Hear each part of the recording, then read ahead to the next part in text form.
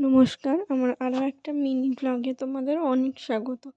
তো অনেক দিন হলো তোমাদের সঙ্গে blog video mini blog video share করা হয়নি।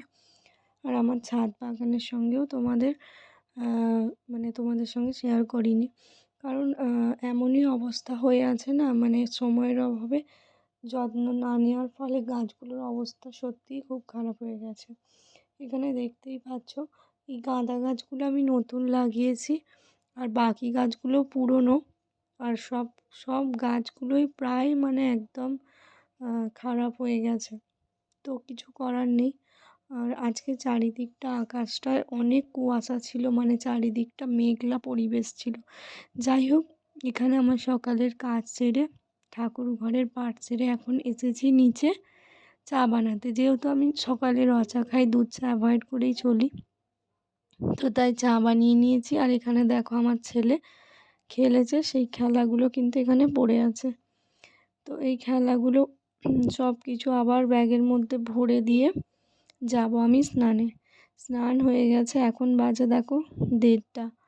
তো লাঞ্চ নিয়ে বসেছি। এখানে আছে ভাত, তরকারি, পুঁই শাক, চিংড়ি মাছ, এসব আর কি।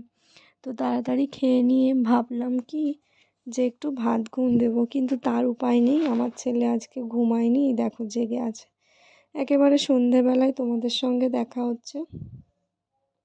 তো দেখো, এখানে আজকে রাতের ডিনারের জন্য বানাবো চিলি চিকেন। তার জন্য চিকেনটাকে যেভাবে ম্যারিনেট করে রেখেছি।